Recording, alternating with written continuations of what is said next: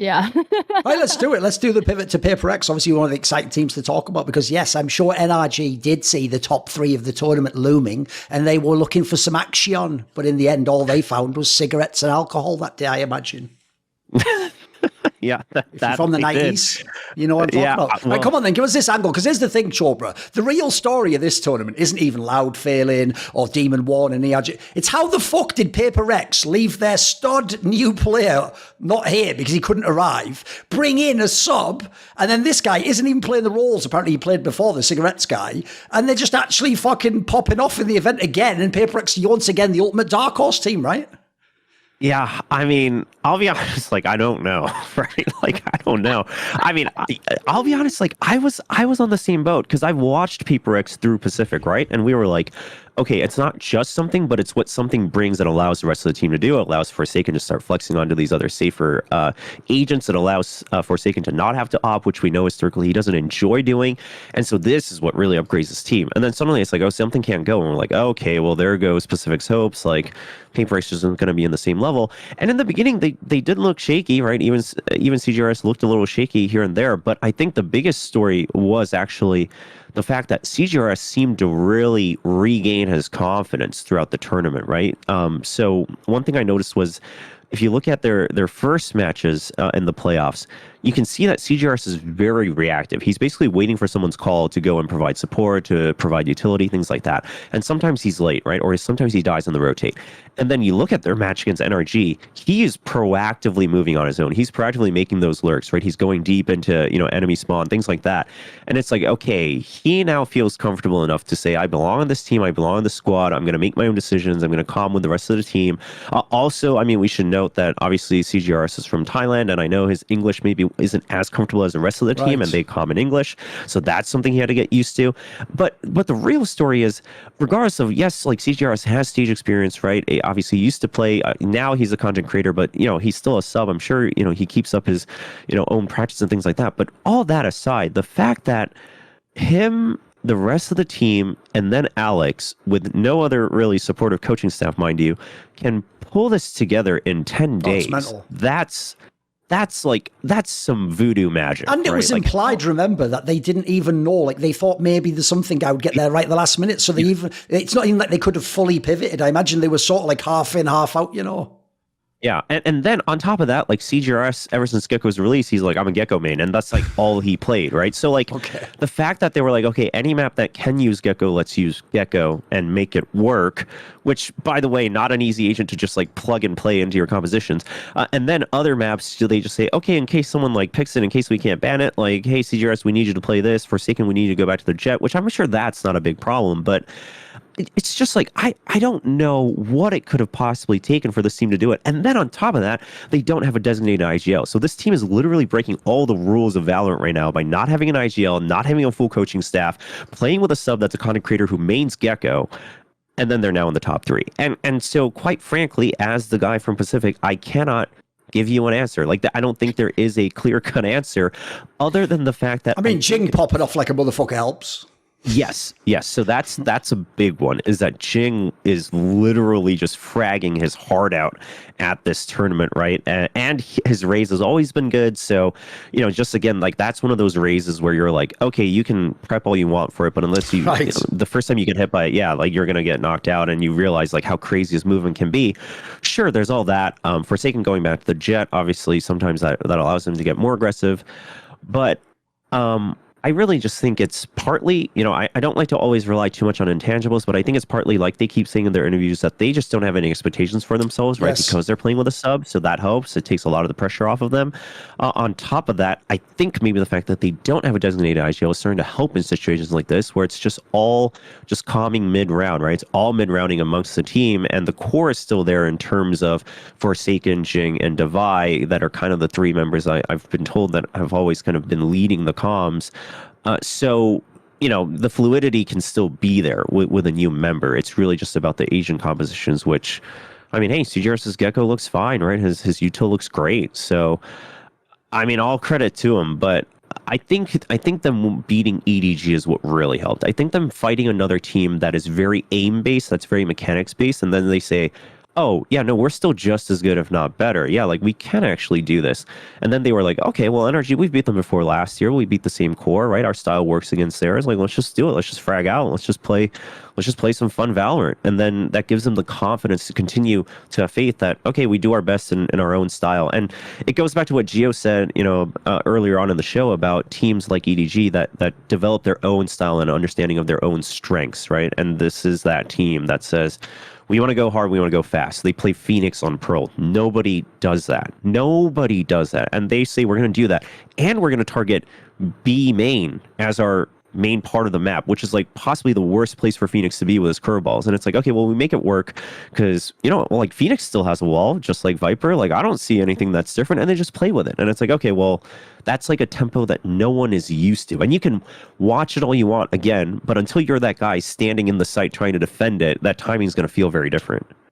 I think for me, it has to be Forsaken's Odin on Bind. Like, as a Jet as well, like it's just ridiculous stuff like that. I mean, I'm really glad to hear you say that you don't quite know what it is, because it makes me feel less bad about the fact that, like, I also don't know because of all those different things. I was gonna say, like, it makes sense that they've said that some of it is to do with essentially not having expectations, because that's one of the vibes I've gotten from the whole CGRS thing, is that there isn't a crazy pressure on him because he like, it's sort of like, well, I'm here, like I'm not, it's not that I feel like the guy who could have won the entire tournament is just, do you know what I mean? Like, no one's going to flame him. He doesn't play as if he's going to ruin everybody's life if he doesn't play really well. He's playing like someone who's enjoying himself, and that's a good thing, right? But yeah, I mean, I think that, if you want to look at like slightly smaller things, because yes, it all comes down to the fact that they play their own game and they, lean into those things that they're good at. And I think one thing that, particularly someone like Forsaken, but Jing is in the same boat, is really good at is not just very fast engages, but really fast disengages as well, which allows them to play riskier. So there have been times where like Forsaken will be posted up really far forward on a defense. He might have like an operator and it's not even at like opping range. So like let's use Cubby on Pearl as an example on the B side as somewhere where he might do this. Like, he is ready to, in the blink of an eye, like dash away, have smoke ready.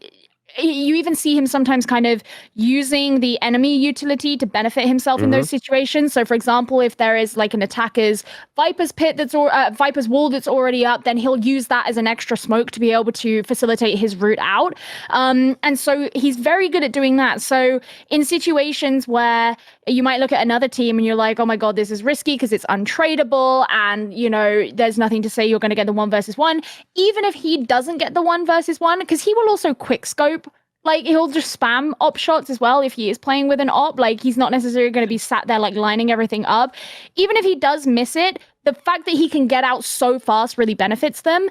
Another thing in terms of, like, their kind of, like, opening engagements that I think is really important or interesting about the way they play is Devi, and the way that he plays Skye particularly is...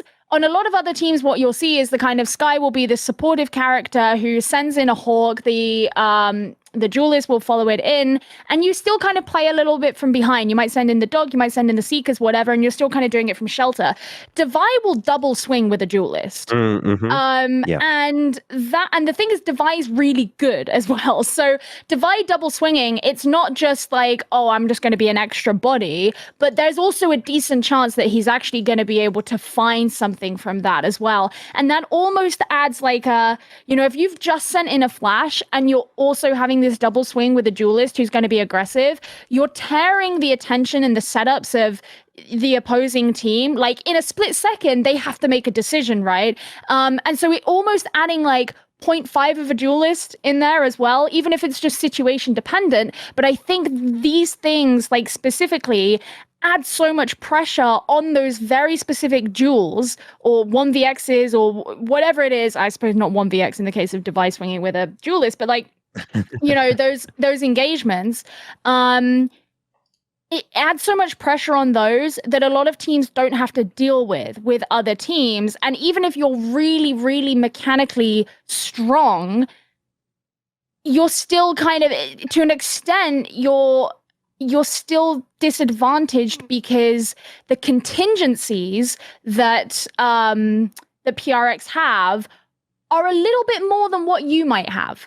Yeah. And that really, really helps facilitate those opening parts of a round and getting them in and actually allowing them to have access to what comes after that.